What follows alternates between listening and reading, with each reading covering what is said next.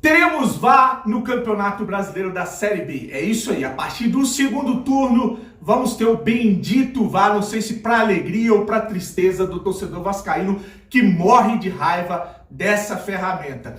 Vamos falar também sobre um torneio que está sendo organizado pela FIFA na Holanda e que vão ser implementadas, ou que estão sendo testadas 5 novas regras para o futebol que vai dividir opiniões aí, principalmente para a galera que acompanha e gosta de curtir um futebolzinho. Vou falar dessas regras, o que são, e também vamos falar da situação do Vasco na Série B, que deu uma complicada com os jogos de ontem, a vitória do Curitiba e do Guarani, e agora o Vasco precisa ganhar do Náutico para continuar brigando ali, próximo do bloco ou do G4, os times que vão subir para a primeira divisão. Vamos para as notícias de sábado, aqui no canal Vascaíno Cerrado.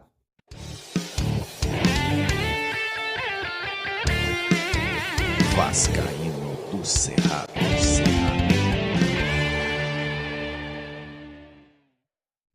Fala galera vascaína, Thiago Fontes de Brasília, canal Vascaíno do Cerrado, trazendo um vídeo de sábado para você que curte o canal, e eu tenho certeza que não vai esquecer de deixar o joinha, o seu like, que vai fazer esse vídeo alcançar mais vascaínos aí na plataforma do YouTube. Chegou a primeira vez? Te convido a assistir os vídeos, se gostar se inscreve, compartilha e segue também o @Vascaíno do Cerrado lá no Instagram, beleza? Dito isso, vamos falar de futebol. Eu vou começar falando aqui da situação do Vasco que complicou na Série B. Para os vascaínos aí que são otimistas com essa gestão, que acham que o Vasco está no caminho certo, a coisa começa a ficar complicada, ou mais complicada aí dentro de campo. Ontem teve rodada, o Guarani meteu 4 no Operário, jogando fora de casa, 1 Operário, 4 Guarani.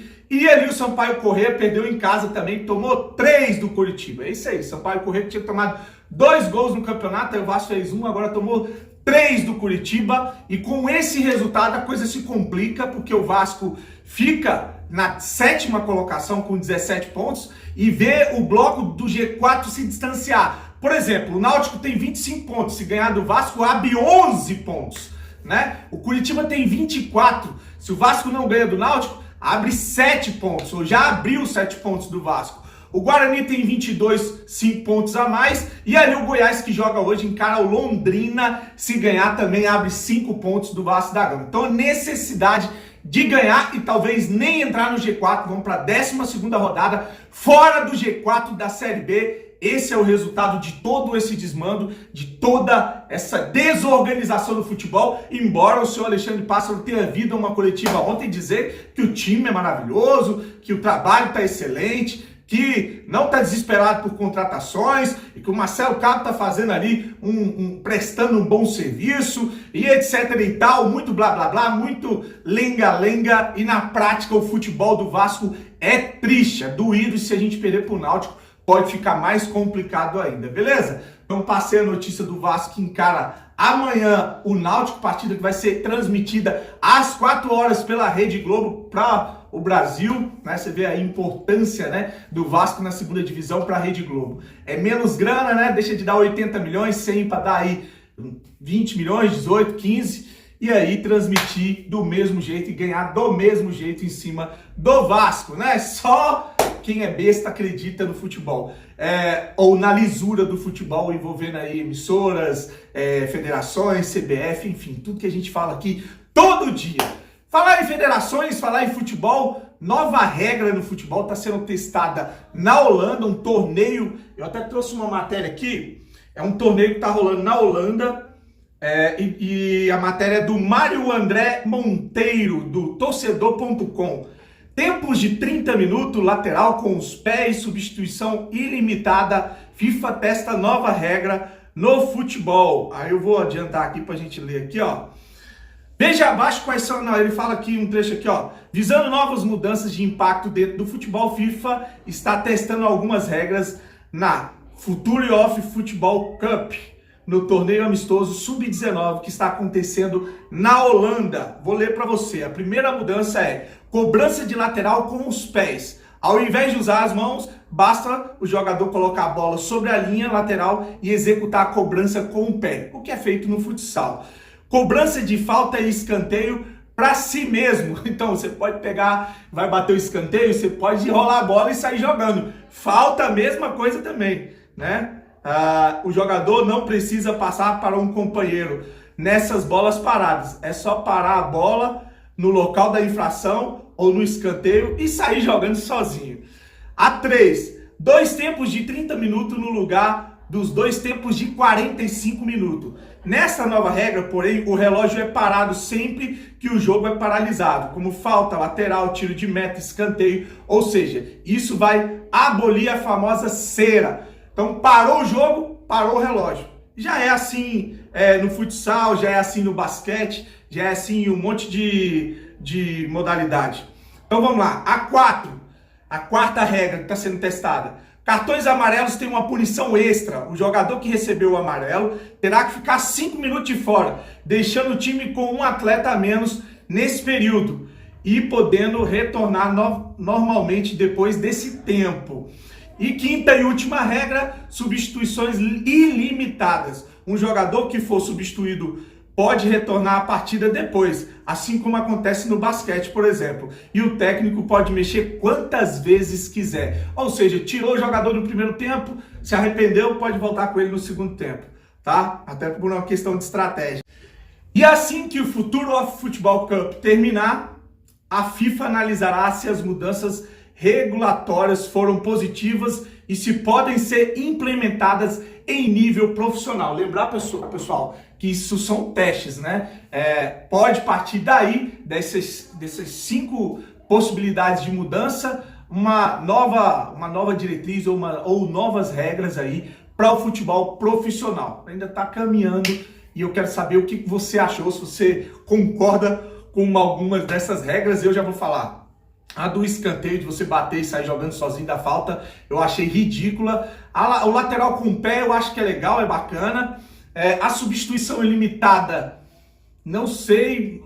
Bom, pode ser bacana também, até porque você pode botar o jogador de novo e os 30 minutos com paralisação acaba com a cera. Enfim, tem umas coisas legais aí. Com certeza, alguma dessas regras aí vai vingar ou vai ser implementada aí no futebol mundial, beleza? Então tá aí sobre a FIFA e agora eu vou falar também sobre o VAR.